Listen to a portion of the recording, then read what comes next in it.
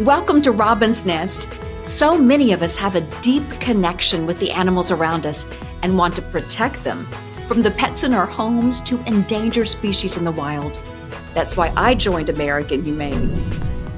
As one of the oldest and most effective animal protection groups, we help billions of animals around the world. Join us as we explore how we can build a more humane world together. Hello and welcome to Robin's Nest. I'm Dr. Robin Ganzert, and this is the official podcast of American Humane and Global Humane, the nation's first and most experienced humane organization focused on the humane treatment of animals all over the world, including certifying zoos and aquariums, being the first boots on the ground in crisis and rescues, making sure animals are safe in the filming of movie sets globally, protecting 1 billion animals in farms, and our military veteran and military dog programs. Gosh, there's so much to talk about with American Humane's power to touch lives and keep animals safe and loved. And today we're focusing on one of the most remarkable dogs in the entire world, Ethan, the 2022 American Humane Hero Dog Award winner in the shelter dog category, and his handler, Jeff. In fact, Ethan is America's top dog. Listeners are taking time to hear some of these remarkable stories, and we're grateful for you. And we want to hear what you think after you've listened. Please make sure to review Robin's Nest on your podcast platform. I'm so excited to introduce you to our guest today, handler Jeff and Ethan, the American Humane Hero Dog of the Year and the Shelter Dog winner as well. Welcome, Jeff and Ethan. Not sure if we can hear Ethan, maybe some barking and panting. We love you, Ethan. Welcome. Hey, Dr. Robin, how you doing? Thanks for having us on. Oh my gosh, it wouldn't be our wonderful podcast without you guys, for sure. Oh my goodness. Jeff, so proud to know you, so proud to know Ethan. My goodness, you have such a great story to tell, so many lessons we can learn, and importantly, you have been an agent for change for animals. And I'm so, again, proud to know you, and congratulations for being our Hero Dog of the Year. Jeff, there's so much to know about you and Ethan. Please tell us all your story. Well, first, thank you. We're very proud and honored for Ethan to be the hero dog, and very proud to represent American Humane and all the things that American Humane stands for. Well, Jeff, I tell you, there's no better representative than you both, and because you live those values of building a more humane world, and what you've done for Ethan is what we want all people to do for animals in our lives. And you have such a great, kind heart. You know, for people who didn't watch the Hero Dog Awards, which I can't believe there's anybody on earth that hasn't watched the Hero Dog Awards, but for the few people who haven't seen Ethan's story, please share with us what makes Ethan a hero dog. Well, Ethan's story is really pretty remarkable. So many little small things had to go right along the way just for him to even live, really. His life started by being abused. He was starved. He was deprived of water. He was left for long periods of time in a small confined space where he couldn't get up. He had pressure sores on his legs that were down to the bone where he wasn't able to move. Thankfully, mercifully, someone who knew the condition he was in went and took him, and thinking that they could help Ethan. And they took him to their house. I think they thought they were going to clean him up and save him. And they doused him with Dawn dishwashing liquid, trying to clean him up. And then quickly realized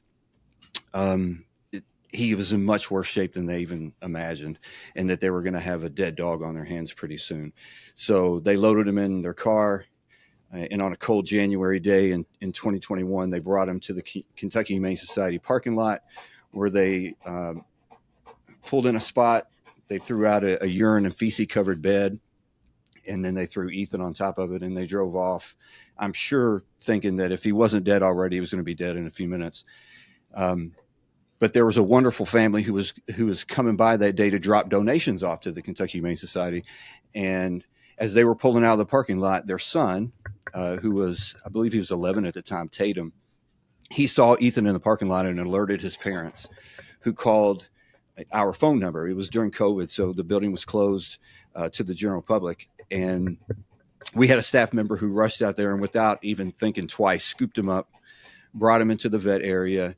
And when she came through the door, their first thought was that, this dog was dead and there's really nothing we can do for him.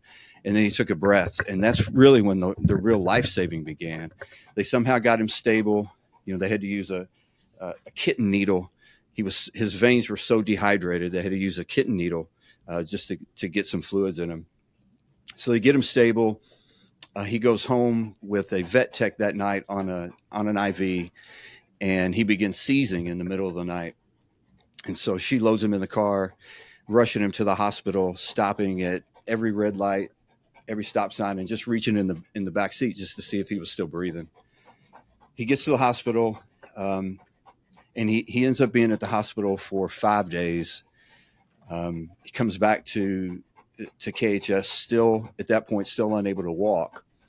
And so my story with Ethan really began the first few minutes that he was dropped off. They called me and said, "Jeff, someone dropped a dead dog off in the parking lot. Can you check the cameras?"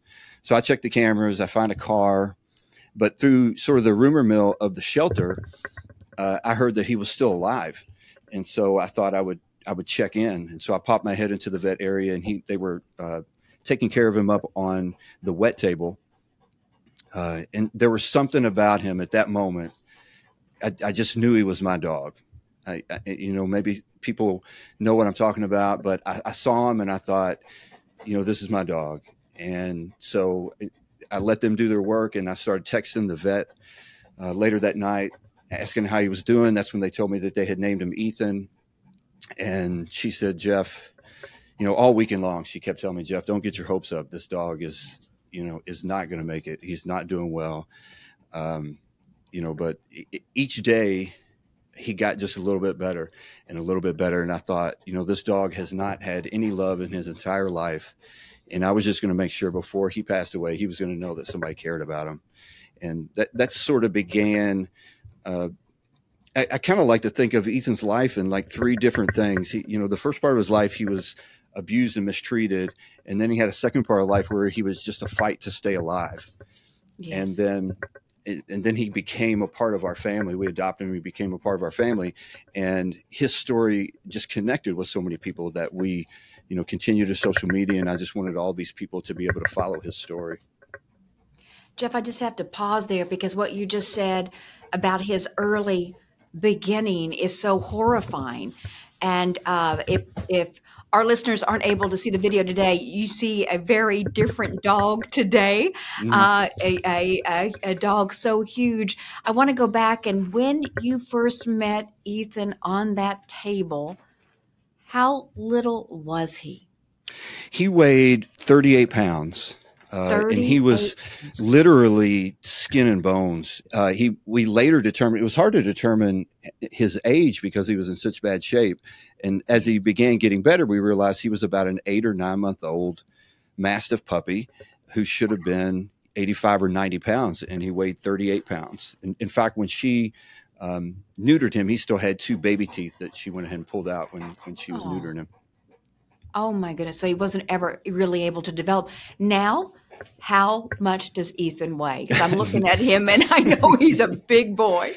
Now Ethan weighs 130 pounds. And that's what Ethan weighs, 130 some pounds. Look at him. He looks so happy, and I can tell how much he loves you. Anyone who meets you too sees the love on both ends of that healing leash. Oh my gosh, Jeff. You talked about 3 stages of life. The first was, his abuse time, those first 9 months of really hell that this dog went through that we can't imagine.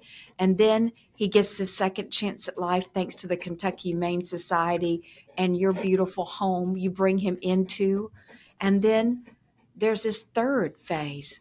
Tell us what you and Ethan have done to pay it forward to so many other shelter dogs, which is why he won the Shelter Hero Dog of the Year. And of course, now America's top hero dog. Yeah.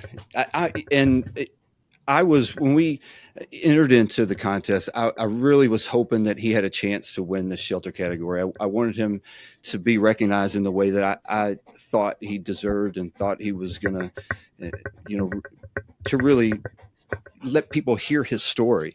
And Yes.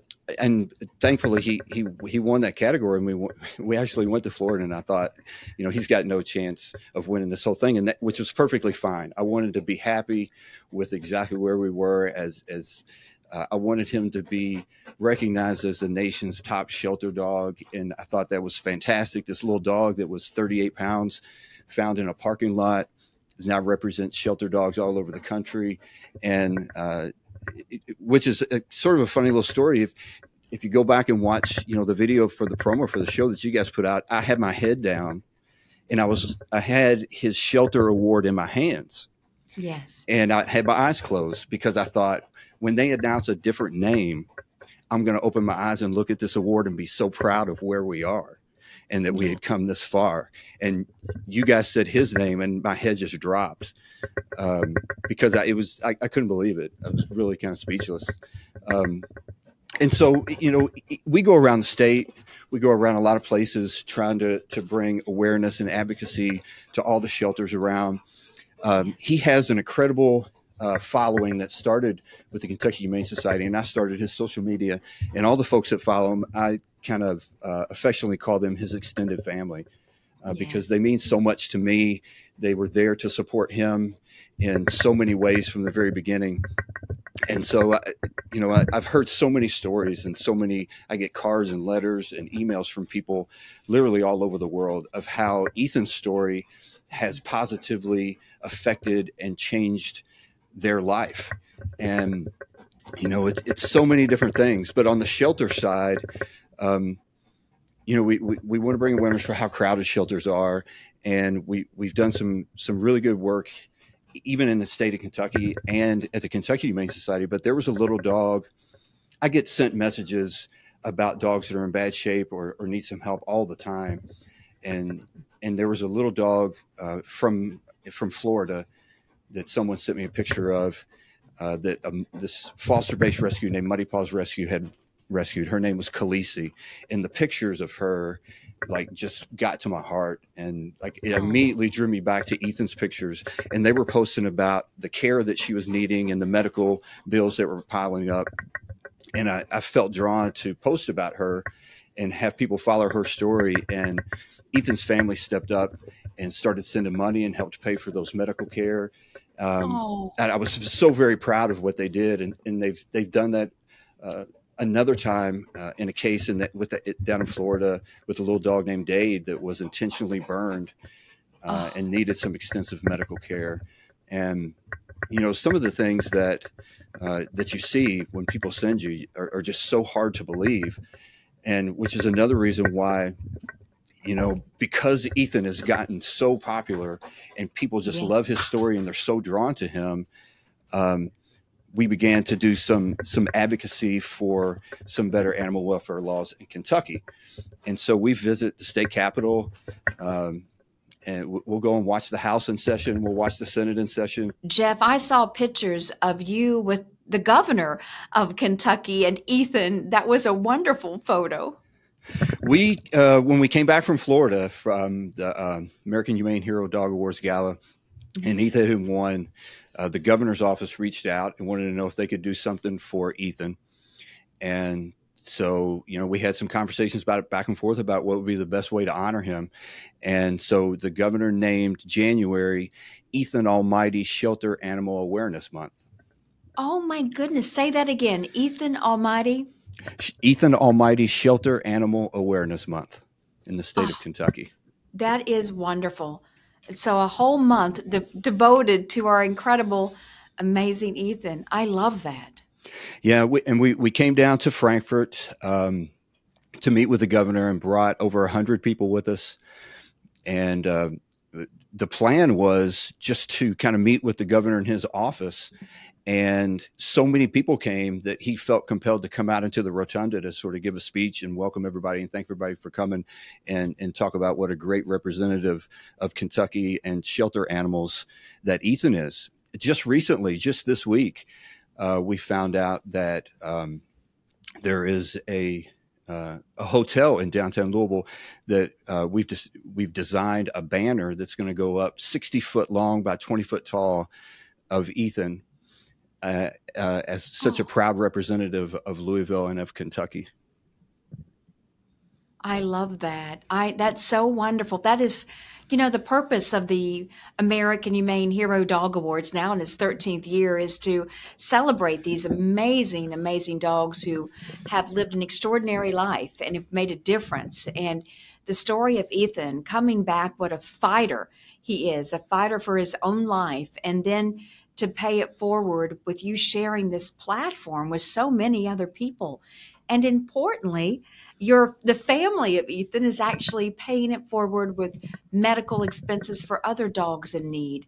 And today, Jeff, I'm so proud to tell you, because we're always so touched by the story of what Kentucky Humane Society did for Ethan, that we are issuing a second chance grant in Ethan's honor to Kentucky Humane Society so that they can pay for the next animal that comes in that needs emergency medical care. So that grant will be issued on behalf of American Humane Second Chance Grant Fund and pay it forward for Ethan at Kentucky Humane. Thank you so much. I really appreciate that. The things that that you see done in shelters is just amazing, but it takes people, and it takes volunteers, and it takes staff, and it takes donations, and it takes everything to come together to really help these animals that are in shelters.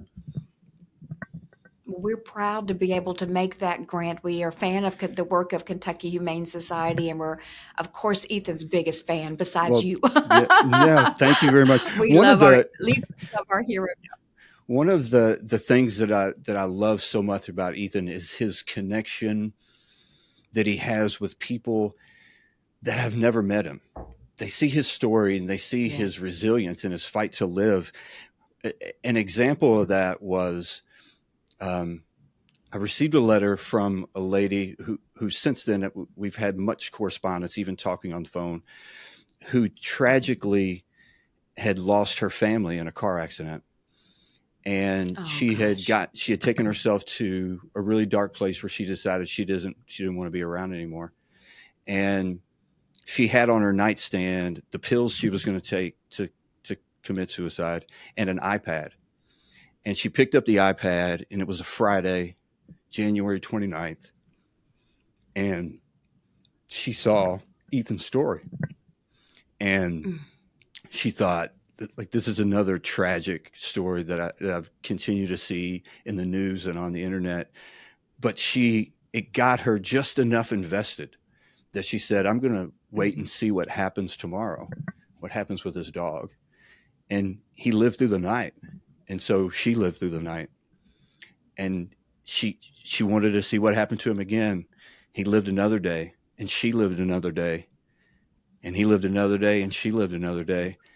And got to the point where she was able to get out of bed. She went and got the counseling that she needed. And while she has this horrific tragedy in her story, she has a job. She's doing well. And one of the times I've talked to her on the phone, I told her, I said, and she told me, she said, if I hadn't seen Ethan's story, I wouldn't be here. And I said, you never know. Ethan may have lived just for you. Oh, you just never know. Say that again. Ethan may have lived just for her. I mean, you never know. His story and his message, everywhere we go, no matter what we go to advocate for, and so many people in our community reach out and ask if Ethan can come to this or Ethan can come to that, and I never say no, because if they feel like that his presence will bring more attention and more awareness of what we're doing, then, I want to bring him. And, and that's just one story of things that will just continually break. I couldn't read all of them in a day because they would just completely break your heart. But something about him and his story resonates with people, and they see his will to live and his fight. And I remember Dr. Bewley, our shelter vet, telling me several times that he had the strongest heart that she had ever seen in any dog. And so that's what makes me proud. Stories, Jeff. These stories just give me goosebumps. of this story of inspiration and the many, many day-to-day stories that you hear about how Ethan's touched people's hearts and lives and even saved lives. It does me, it does my heart so good when we go places and he just puts smiles on people's faces and he brings happiness, and it just makes me still very proud, that we're still able to do the things we want to do, and we want to be able to. I feel a deep responsibility to give back. And so we give back every chance that we get. And we want to make sure that Ethan, his story is so impactful now. We want to make sure that he leaves a legacy and he continues to help animals 15 years from now. And so that's what we're working towards. The story of Ethan and how you want that legacy to live on for 15 years and another 15 years reminds me of a hero dog back from 2012. We had a military working dog, Gabe. And Gabe had a legion of fans that were remarkable, like Ethan's fans. And 15 years later, they're still engaged, in building a more humane world, which is what you and Ethan have done. We just have a couple more minutes left in our incredible chat here in Robin's Nest, Jeff. And I just want to ask you, what advice would you have for someone who wants to help shelters or adopt from a shelter? You represent our shelter hero dog. What would you say about someone who's touched by Ethan's story and they want to get involved? Well, there's a lot of things that you can do. I have an artist friend who has a series of, she paints all animals, and she has a series called Rescue is a New Pure Breed. Mm-hmm. And so I would say the first thing to do is, if you're contemplating adding to your family, go to the local shelters. There are some amazing pets at the local shelters. You will find a wonderful dog. Maybe you're not in the spot that you can adopt. But you might be in a spot where you can foster animals. And that's one of the biggest things that you can do, because there's a lot of animals in the shelter, cats and dogs, that can develop some bad habits. They can start to deteriorate as the longer that they stay in shelters. And if we can get them in homes, even if for short times before they get to their forever homes, fosters are some of the most amazing people out there. If you're not in a spot that you can do that, maybe you can come and volunteer at the shelter. You can come and walk dogs. You can clean kennels. Maybe you can do data entry. Maybe you can take a dog out for the day. There's so many things that you can do. Maybe you can come in and help make enrichment, get the food bowls ready. Yes. And then if you can't do any of that, maybe you have some supplies around your house. Maybe you can donate some blankets, some towels. They always are looking for donations of any kind. Money is always appreciated, but if you can donate any of those things, it goes a long way to helping the shelters out. Oh, Jeff, that's wonderful advice. Well, Jeff Toon, on behalf of all of us at American Humane, we want you and Ethan to come back for our 23 Hero Dogs of the Year awards. It'll be November 10th at the Breakers in Palm Beach, Florida. We will air that show this year on A&E and FYI networks over Thanksgiving weekend. So we definitely want to have you and Ethan on stage as you pass over the trophy to the next year's top hero dog. We wouldn't be the same without you and Ethan, so I hope you'll be able to join us. We already have our tickets, and we are looking forward to coming. And it was the whole thing was an amazing experience. One of the best things about was being able to meet the other dogs and their people and to hear their stories. You guys put together amazing videos for each dog, and that night they'd show a video and I would say, oh my gosh, that dog's got to win. And then they'd show another video and I'd say, oh my gosh, that dog's got to win. They're just incredible. And the stories, I still stay in touch with some of those people. And they're just wonderful stories and wonderful dogs. Wonderful stories, wonderful people, and wonderful magical heroes on both ends of the leash, just like you. Jeff, thank you so much for being in Robin's Nest today. We look forward to seeing you on the red carpet at the Hero Dog Awards. Thank you so much.